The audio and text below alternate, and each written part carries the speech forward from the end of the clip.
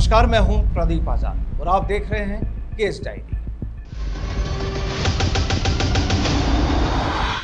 अपराध और अपराधी। अक्सर जब भी इस विषय पर बात की जाती है तो कई रोचक किस्से सामने आते हैं और वो चेहरे भी सामने आते हैं जिन्हें या तो पुलिस ने उन्हें सलाखों के पीछे पहुंचा दिया या फिर जिनकी तलाश में सुरक्षा एजेंसियां खाक छान रही हैं। जब भी किसी अपराधी की कुंडली खंगाली जाती है तो उसकी शुरुआती कहानियों पर नजर डाली जाती है तो अक्सर सामने ये भी आता है कि गुनाह के दलदल में जाने की उनकी वजह होती है मजबूरी या फिर बदला। और फिर जब गैंग मजबूत हो जाती है तो शुरुआत होती है गैंगस्टर्स के बीच वर्चस्व की लड़ाई। वहीं वर्चस्व की लड़ाई के साथ साथ ही हर गैंगस्टर की सोच यही होती है कि वो जितने बड़े अपराध को अंजाम देगा उतना ही बड़ा होगा उसका नाम। लेकिन सुरक्षा एजेंसियों के लिए यहाँ तैयार हो जाती है सीधी चुनौती। आज के केस डायरी में हम बात करेंगे एक उस शख्स की जिसके लिए कहा जाता है कि वह हिंदुस्तान से दूर 7 समुंदर पार बैठकर अपनी वारदातों को अंजाम देता है। वहीं उसके बारे में कहा यह भी जाता है कि पुलिस एनकाउंटर में उसे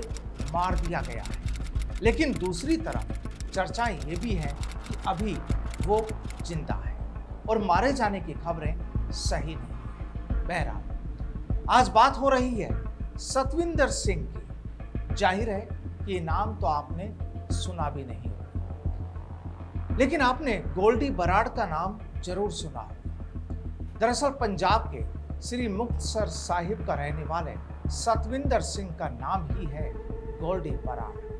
पिता पुलिस में सब इंस्पेक्टर और जाहिर है कि जब पिता पुलिस अधिकारी हो तो अपने बच्चे को गुनाह के दलदल से दूर ही रखना चाह रहे होंगे। वो गोल्डी को पढ़ा लिखा कर काबिल भी बनाना चाहते थे, लेकिन ऐसा नहीं हुआ क्योंकि यहाँ तो सतविंदर और गोल्डी ने तो अपनी अलग ही राह चुन ली थी, अपराध की। लेकिन कहा जाता है कि हर चाल का कोई मकसद होता है और शायद यहाँ भी कुछ ऐसा ही था।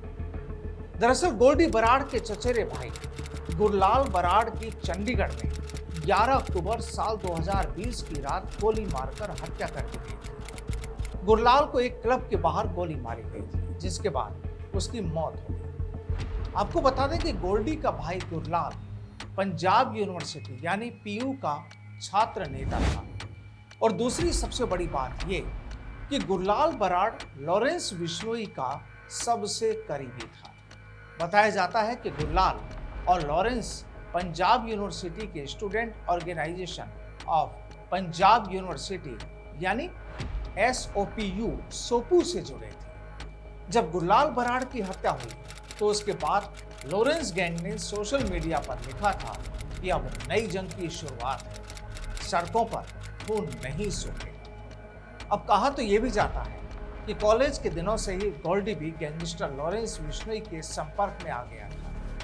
अब जब भाई की हत्या कर दी गई तो गोल्डी का गुस्सा भी 7वें आसमान पर था और उसने अपने भाई की मौत का बदला लेने की ठान ली। आखिर क्राइम की राह चुनते हुए गोल्डी ने अपने भाई के कत्ल के आरोपी फरीदकोट में जिला यूथ कांग्रेस अध्यक्ष गुरलाल सिंह की 8 फरवरी 2021 को गोली मारकर हत्या कर दी। यानी यहाँ ये साफ हो गया कि गोल्डी ने पुलिस अधिकारी पिता के ठीक उलट खाकी वर्दी और कानून की खुलकर धज्जियां उड़ाने की कसम खा ली थी और फिर अपने भाई की हत्या का बदला लेने के बाद गोल्डी गुपचुप तरीके से स्टूडेंट वीजा पर कनाडा फरार हो गया, जहां इसकी मुलाकात जग्गू भगवानपुरिया और लॉरेंस बिश्नोई से हुई। और कहा जाता है कि तब से वह वहीं रहकर हिंदुस्तान में रंगदारी वसूलने और गैंगवार की घटनाओं को अंजाम देता रहा। बहरहाल इस तरह की कुछ घटनाओं के बाद गोल्डी बराड़ के गुनाह की पिक्चर शुरू हो चुकी थी। कहा जाता है कि गोल्डी बार बार अपना चेहरा बदलने में माहिर था ताकि वो पकड़ा ना जा सके।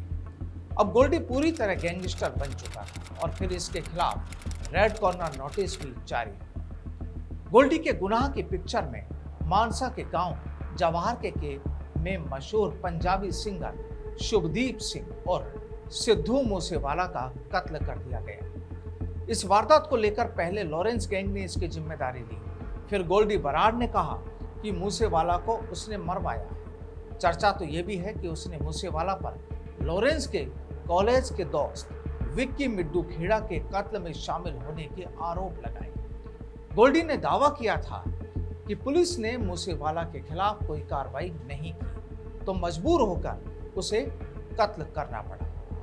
कहा जाता है कि गोल्डी ने हरियाणा और पंजाब के 6 शूटर भेजकर मूसेवाला की हत्या करवाई और बताया जाता है कि गैंगस्टर गोल्डी बराड़ को केंद्रीय गृह मंत्रालय ने यूएपीए के तहत आतंकी घोषित कर दिया था। उसके खालिस्तानी आतंकी संगठन बब्बर खालसा इंटरनेशनल यानी बीकेआई से कनेक्शन मिले थे। गोल्डी बराड़ को ख्यात गैंगस्टर लॉरेंस बिश्नोई का राइट हैंड था और इसके बाद केंद्रीय एजेंसियों की ओर से गोल्डी को आतंकी करार दे दिया गया।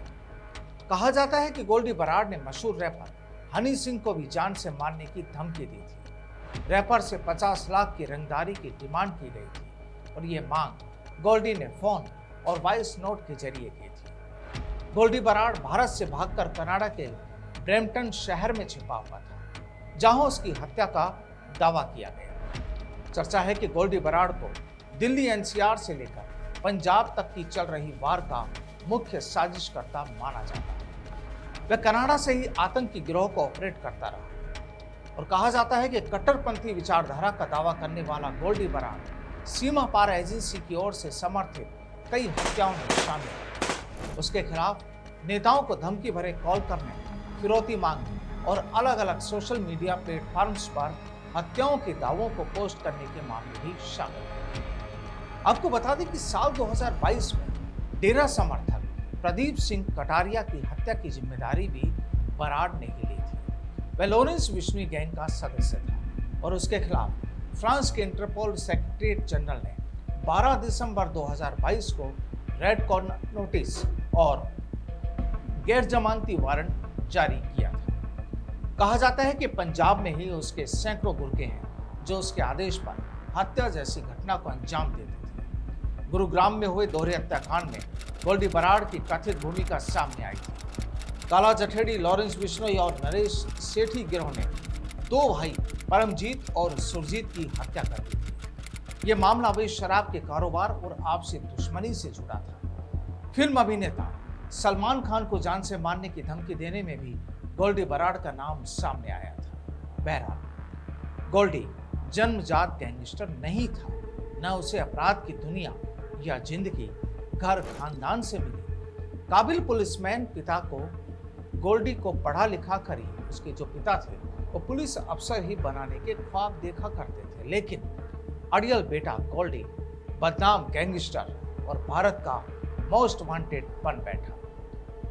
जाहिर है ऐसे अपराधी सुरक्षा एजेंसियों के लिए चुनौतियां तो बनते ही हैं, वहीं पुलिस पर भी सवाल उठते हैं। सरकारें और नियम कायदों को लेकर भी कई बार बहस छिड़ती है, लेकिन अपराधी अपने गुनाह जारी रखते हैं ताकि उनका खौफ बरकरार रह सके। बहरहाल आज के केस डायरी में इतना ही। फिर मुलाकात होगी एक नई कहानी के साथ। नमस्कार।